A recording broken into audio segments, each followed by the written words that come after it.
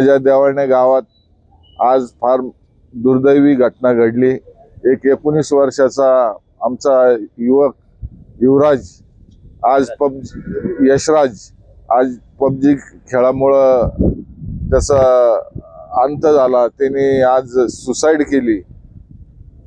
त्या पबजीच्या नादामध्ये त्याने त्या पबजी मध्ये लिहिलेलं होतं की शेवट त्याचा अंत होऊन दुसरा जन्म काय मिळेल, त्या पद्धतीने तो खेळला आणि विहिरीत जीव दिला। मी सर्व येवला तालुक्याच्या तरुणांना जे कोणी पबजी खेळत असेल किंवा या खेळाला बळी पडू नका आणि आपला जीव गमावू नका अशी मी सर्वांना आवाहन करतो।